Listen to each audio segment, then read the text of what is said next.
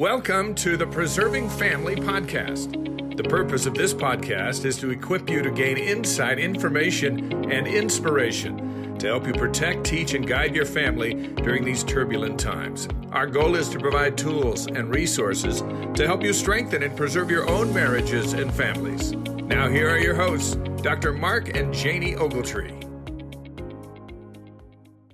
Everyone, welcome. So glad we're together today for another episode of Preserving Families. A reminder that President Spencer W. Kimball once warned in 1980 that the time will come when only those who believe deeply and actively in their families will be able to preserve their families in the midst of the gathering evil around us. And that's why this podcast is called Preserving Families. We're grateful that you're with us once again.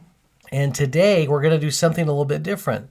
Some of you may know, some of you may not, that I run another podcast called Stand By My Servants. Stand By My Servants is a podcast that first focused on the living prophets, seers and revelators. That would be the first presidency and quorum of the 12 apostles.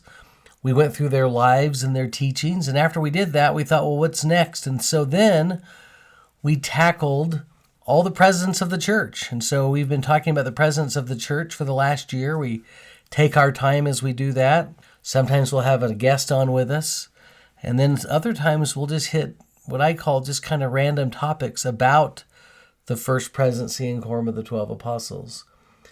Because my focus for that episode last week or the week before was really focused on fatherhood and what kind of fathers our prophets, seers, and revelators were. After I was done and listened to those episodes, I thought, you know what? Those episodes really probably align well with our Preserving Families podcast. And so I would like to let you know a couple of things as we dive into that today. First of all, I've always believed this, but our living prophets, although they're not perfect and they never have professed to be, that they are great role models and examples to us. And as I have studied their lives for the past 40 years, one of the things that I've learned is that they're pretty exceptional fathers, almost in every case. And they do it despite the lack of time that they have, and in some cases, lack of resources. But to a man, they've been just great, awesome fathers. I always like to tell my students at BYU in our Living Prophets class that these were great men long before the church as a whole even knew who they were. The other part of this that's important is that President Spencer W. Kimball once said that these prophets, seers, and revelators can become role models to us and examples to us and patterns. He said Christ is the chiefest of these, for sure. But our prophets and apostles also serve as examples to us. And I've always believed that. I've always thought that of them. And for those who may not have grown up with a good dad in their homes, I've learned that one of the places we could turn is to our living prophets, not just on what they teach, but also on the way that they've lived their lives. So today, I'd like to have us focus on the prophets as fathers, and I just want everyone to know that this would apply to motherhood as well, and certainly to parenthood. And so, whether you're a mother or a father, grandmother, male or female, I think this will apply to all of us as we consider the tender, loving way that our living prophets have been parents. So everyone, thank you for tuning in and listening today. So here is part 1 of the prophets as fathers. Today, I'm going to call this a special episode because I'm going to pull something out of the archives today. And that is a work that I prepared and have been working on for about 20 years now, which is the idea of the prophets as fathers. What kind of men, what kind of fathers were our prophets to their children? And I love this statement as we start off, since we're going to be talking about fathers. This is from John Taylor, who said that almost any fool can go and preach the gospel, but it requires a very wise man to be a patriarch and save his own household. Let me lay a foundation here for a minute by just talking about fatherhood and fathering in general, and maybe share a few trends. In fact, this comes from a booklet that anyone could order. They update it every year. It's called Father Facts, and it's it's published by the National Fatherhood Initiative. And the point here is that knowing that fatherhood, we struggle in fatherhood right now in our nation. I think we struggle in every family role. But fathers have been highlighted for probably the past 30 years now, where there's just a real dearth of father figures out there. And this is one of those statements in that document I just told you about from the National Fatherhood Initiative, Father Facts. Here we go. Over the past 4 decades, I think we could say 5 decades now, fatherlessness has emerged as one of our greatest social problems. And that children who grow up with absent fathers can suffer lasting damage. They are more likely to end up in poverty or drop out of school, become addicted to drugs, have a child out of wedlock, and end up in prison. Fatherlessness is not only cause of these things, but in our nation we must recognize it as a significant factor. 63% of all youth suicides come from homes without a father. 90% of all homeless and runaway children come from fatherless homes. 85% of children that exhibit behavioral disorders come from fatherless homes. 80% of rapists motivated with displaced anger come from fatherless homes. 71% of all high school dropouts come from fatherless homes. 75% of all adolescent patients in chemical abuse centers, so in other words, drug rehab, that kind of thing, come from fatherless homes. And 70% of juvenile delinquents in state-operated institutions come from fatherless homes. Now, it's not just about fatherlessness, right? You can be an absent father and still live right at your house. This is another national survey of 2,000 adults. 22% agreed that fathers who are affectionate and loving toward their children are very common. So we'll say that again. Only 22% agreed with that statement that, hey, fathers that are loving and kind and affectionate to their children are common. Or in other words, about 78% would say that loving and kind fathers are not common at all, which is kind of sad. In another survey of 12 to 15-year-olds a few years ago and 200 parents, 21% of the children said that their number one concern in their life was they didn't have enough time with their parents, but only 8% of parents said that their top concern is that they didn't spend enough time with their children. So that's kind of sad to hear that. And then this, and I just love it, but researcher David Popenoe, who wrote an incredible landmark book years ago called Life Without Father, and it was just, I'm talking major research here, but his concluding statement of years and years of research on families, on family structure, on moms and dads, he said this: I know a few other bodies of evidence whose weight leans so much in one direction as does the evidence about family structure, that on the whole, 2 parents, a father and mother, are better for the child than 1 parent. I think most of us would agree with that. But where do you find these fatherhood models? I mean, who do we look to? And luckily there are people in this world who grew up and had awesome, excellent fathers. But a lot of people didn't. And then for those who didn't, we have to find places to look, right? And luckily within the church, within our LDS culture, I think, my own honest opinion, that there's a lot of great fathers out there, a lot of great men who are doing a wonderful job in helping raise their families as they partner with their wives. Now, I'm going to build on a little structure here as we enter into our prophets for a minute. Some of you are familiar with Erik Erikson and his theory of human development. This theory builds off of Erikson's, and really, David Dollahite and Alan Hawkins from BYU and Sean Brotherson have written extensively, and I know that their research is a little bit older now, but they really took Erikson's model and developed a very specific model of fatherhood strengths, or fatherhood capacities, or fatherhood responsibilities. And here's what they came up with. Every one of them starts with a C, and so the first one is commit, the second one is choose, the third is create, The fourth is consecrate. The fifth is care. The sixth is change. The seventh is connect. And the eighth is communicate. In my mind, that's the structure I want to build on as we talk about fatherhood for a minute today and our prophets as fathers. Now, this is another great survey. This was a survey done a few years ago, but it was asking the respondents what sources of help they had found in becoming a better father. In other words, what is your great source of help? Almost 90% said that the greatest source of help in becoming a good father came from their wives. And I can totally say that. I've learned more about being a good father from what my wife has taught me as I've observed her. And now as she's also been verbal about it in some cases of, hey, you may want to try this, or that wasn't that great. Let's do a do-over, that kind of thing. Other fathers, though, or in other words, can you learn from other fathers? 74% said, yes, I learned how to be a good father from other fathers. 61% said I learned from my own father. And so this is interesting.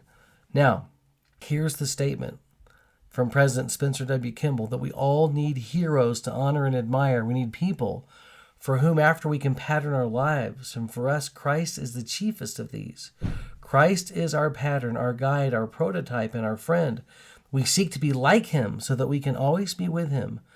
But in a lesser degree, the apostles and prophets who have lived as Christ lived also become examples for us.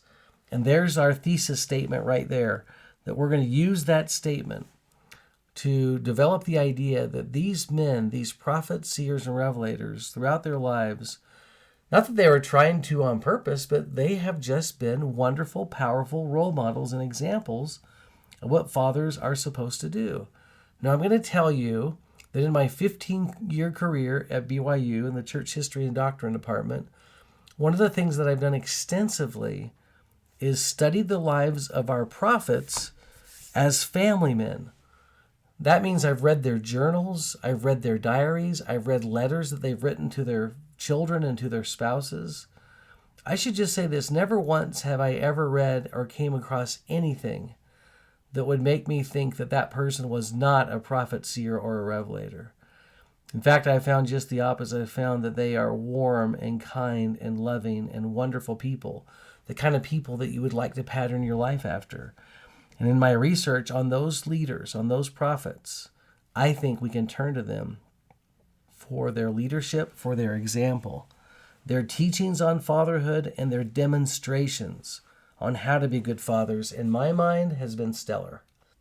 Okay, so what do I want to do here? What I want to do is I want to take these 8 traits that I just shared with you, and I want to show you how some of our prophets have lived up to that, and hopefully inspire us to be better family people, mothers, fathers, all of it.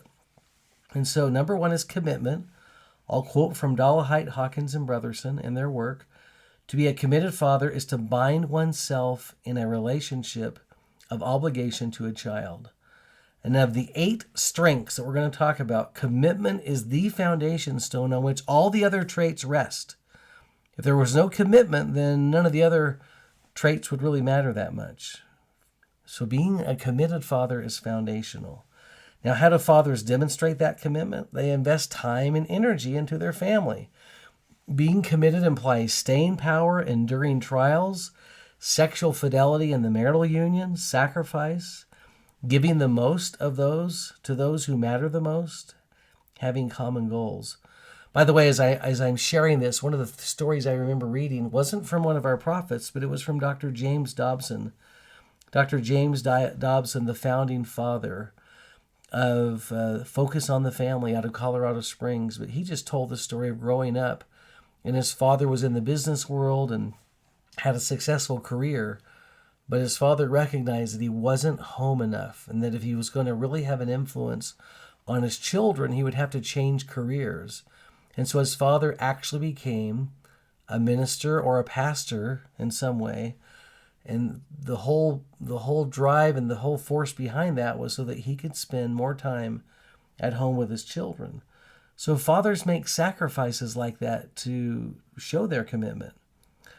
All right, so here we go. And so for each of these, I'm going to try to share some examples from different prophets, and I'm sure every one of them could, land some kind of story in those 8 strengths, but we wouldn't have time for that. We'd be here all night or all day and all night. Anyway, and so I'm just going to share with you a few. And so as we talk about what it means to be committed, I'm going to talk to you for a minute about one of my favorite prophets, George Albert Smith.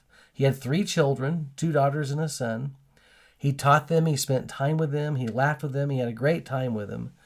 His daughter Emily once reflected that when I was very small, before I was even 5 years old, my dad took me to the ponds up north of Salt Lake and taught me how to skate. We would say ice skating.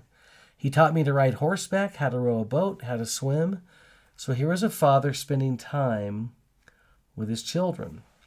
And although George Albert Smith was heavily involved with church responsibilities and his career, his family was definitely his top priority. And he didn't just verbalize that belief. His actions showed that his family came first. And that's the key, everyone, is it's one thing to say, oh, my family comes first. But to really put your money where your mouth is, that means that's where you spend a lot of your time. So the fall of 1903 had been an especially busy time for George Albert Smith. He had been putting in long hours in the land office. He promised Edith and Emily, his 2 daughters, that on that day, on October the 6th, when he arrived home from work, he would take them to the fair. Well, then a very large wrench was thrown into those plans. It also happened to be that on October the 6th, it was also General Conference. Now, let me just share with you, in case you don't know, General Conference being on a Saturday and a Sunday is actually, comparatively, it's a new thing. That did not start until the 1970s. Before, and I'm not sure about the October conference, but for sure the April conference was always going to be on April the 6th.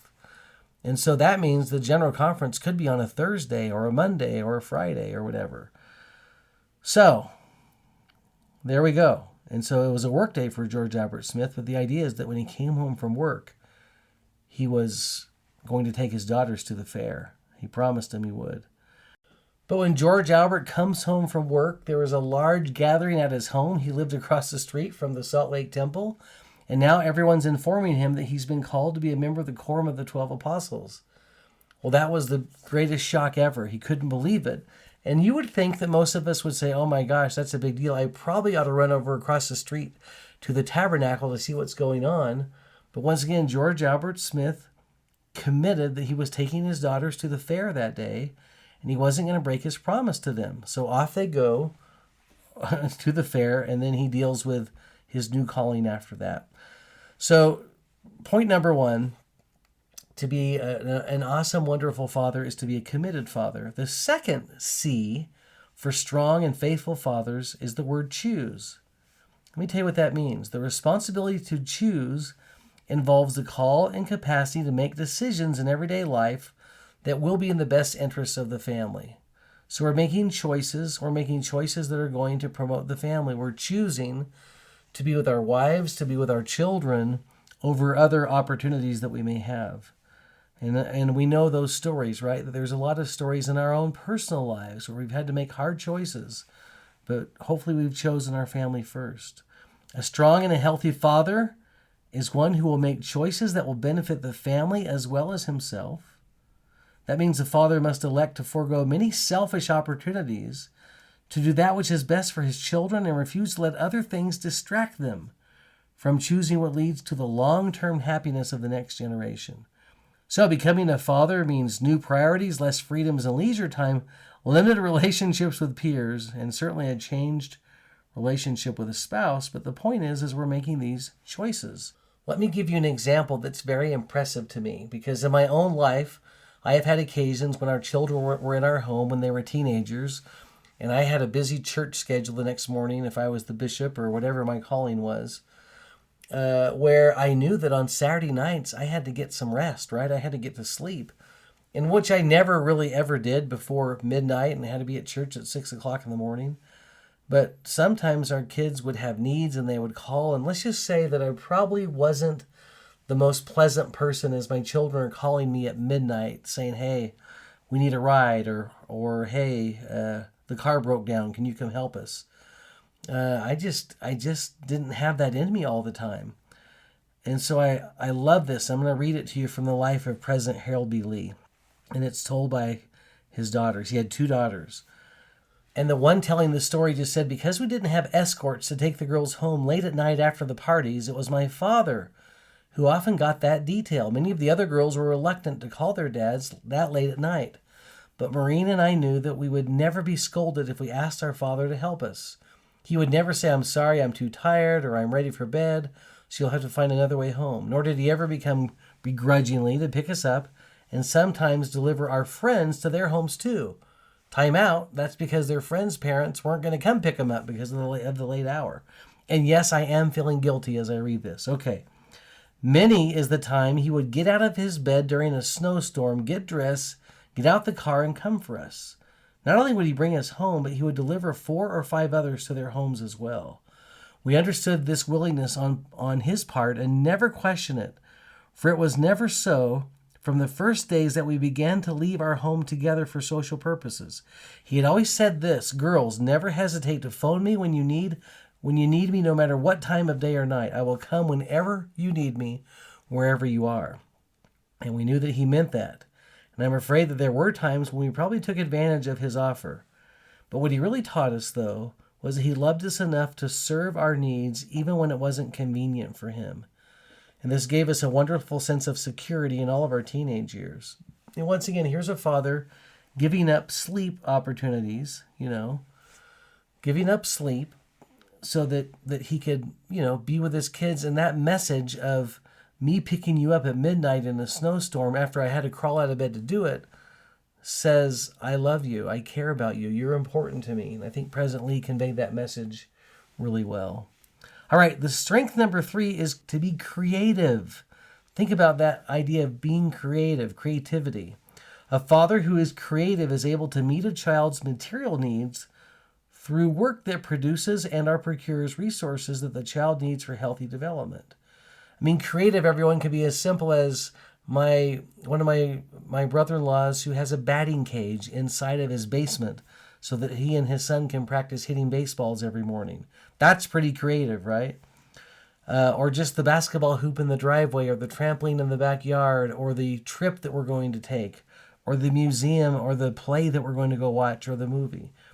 Creating does not only imply material resources for well-being, but creativity implies problem-solving and constructing opportunities for family growth. And so fathers are to forge an environment where their children can flourish.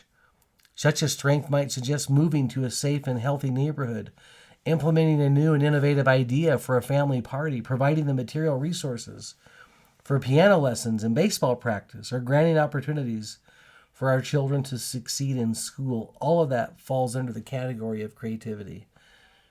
Now, one of my favorite stories to talk about when we talk about creating is to go way back to President David O. McKay. One of the things that President McKay loved to do is he loved to pull out the big sleigh, a horse-drawn sleigh, every Christmas time. He was in his 80s, and the sleigh was pulled by a horse.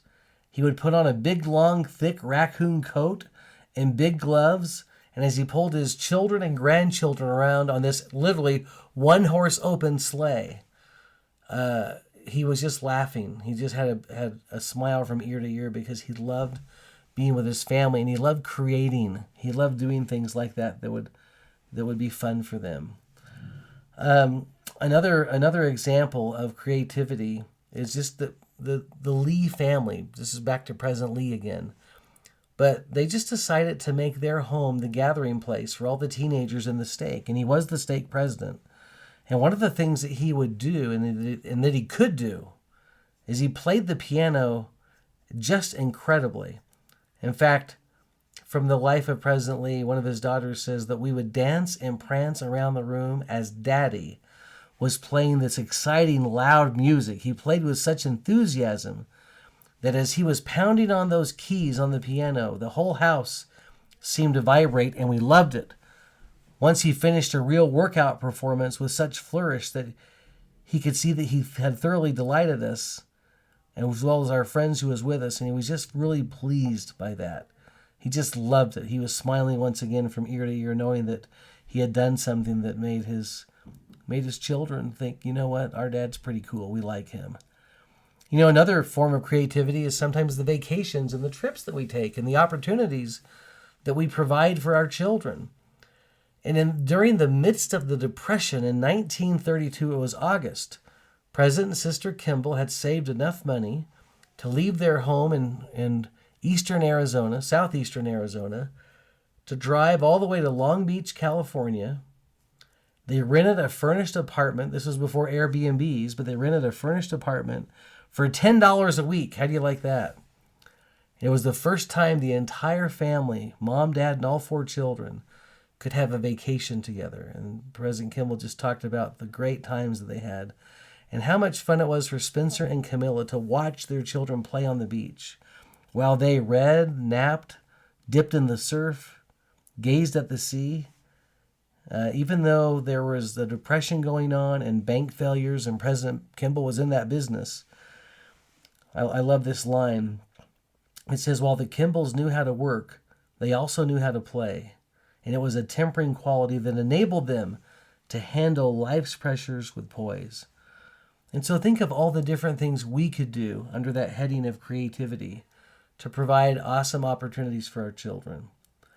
Number 4 is to consecrate. And I think I'm going to stop on number 4 for this episode because I think if we did 8, we'd be here all afternoon. But consecrate, it feels like we have a great handle on what that word really means and suggests. But a father who consecrates is one who dedicates a major portion of his time, talents, and resources and energy to the well-being of his family, which is going to involve some sacrifice.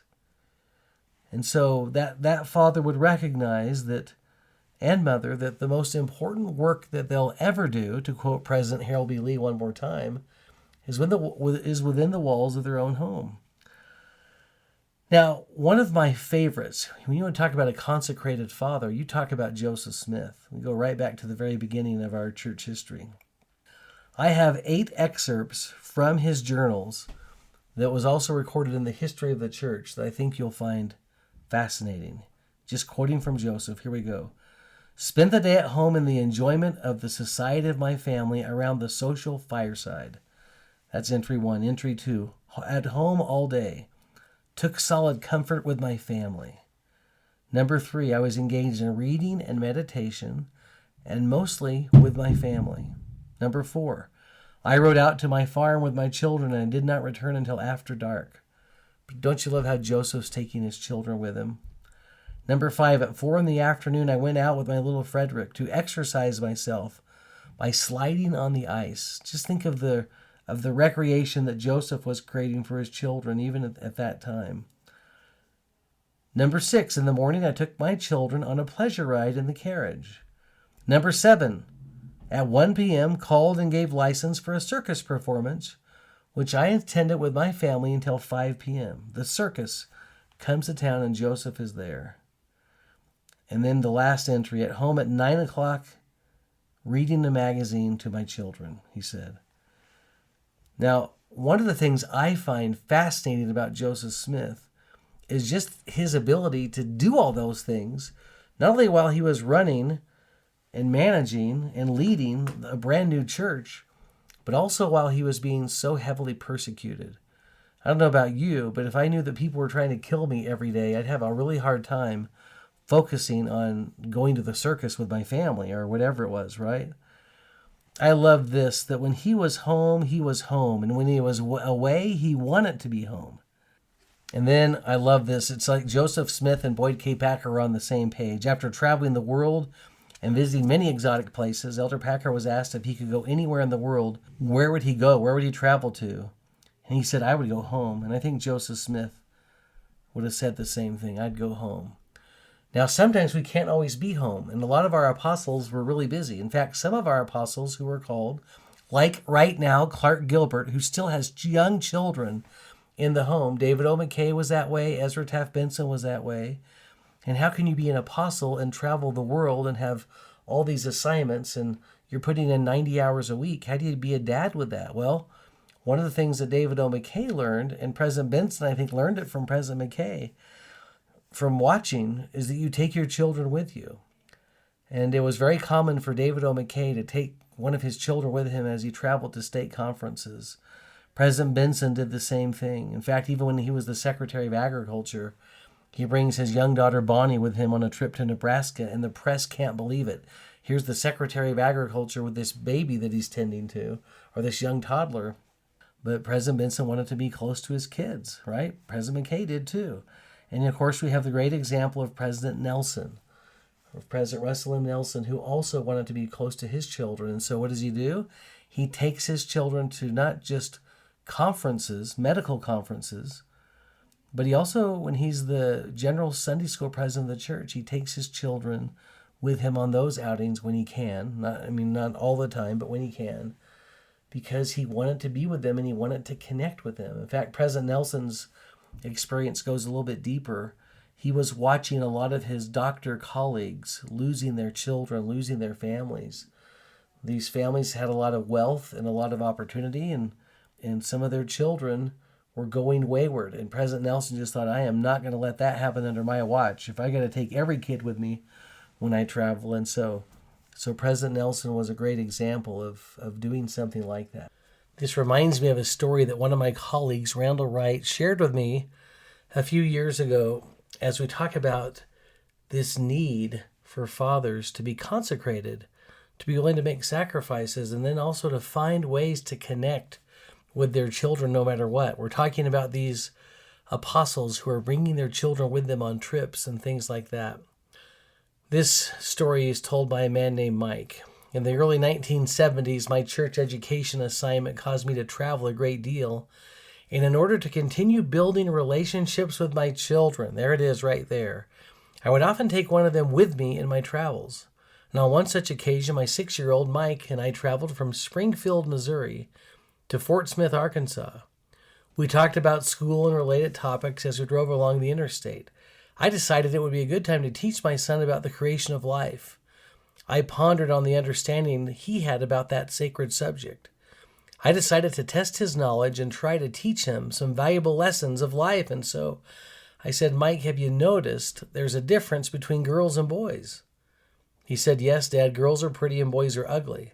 And though I was tempted to chuckle, I remained serious and tended to somewhat agree with him. I asked him if he realized what it meant for his mother to be pregnant. He said, yes, Dad, it means that she's going to have another baby. I asked, well, son, do you have any questions about that? He thought for a moment and then asked, Dad, does everything Mom eats go down and hit the baby on top of the head? Again, I had to restrain my feelings to laugh. I explained that the baby was carried in a special place so that no food would hit the head. For the next 45 minutes, we had a most interesting talk as we traveled towards our destination. Finally, as the conversation waned, I told my son how much I enjoyed our talk together. And then, being desirous to recap this experience, I said, Mike, what did you learn from our discussion today? I was anxious to hear him repeat some of the great knowledge I had imparted to him. He pondered for some time and then stood up in the seat of our old Volkswagen. He stepped over the console, put his arms around my neck, and said, I learned that I love my dad. That's from Randall Wright's book, by the way, The Power of Parenting. What a great story, and what a great reminder of what it means to connect with our children, to make sacrifices, to be consecrated, to want to connect with them, and that spending time with them, back to the old adage that love is spelled T-I-M-E. Here's a father who decides that he's going to bring one of his sons with him on a business trip, and it ends up being a great bonding experience for that father and that son. Well, everyone, these are the type of things that we can all do.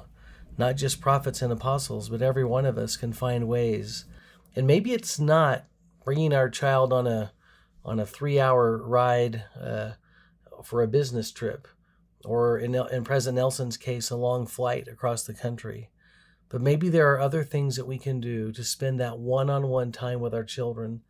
And that's what I love as we learn from our prophets, seers, and revelators how to be good dads, how to be good fathers, how to be good husbands. Everyone, thank you for being with us today. I look forward to being with you next time, where we will talk about principles number 5, 6, 7, and 8, about fatherhood and about how these prophets, seers, and revelators exemplified incredible fatherhood traits. Until then, we'll see you next time, everyone. Have a great week.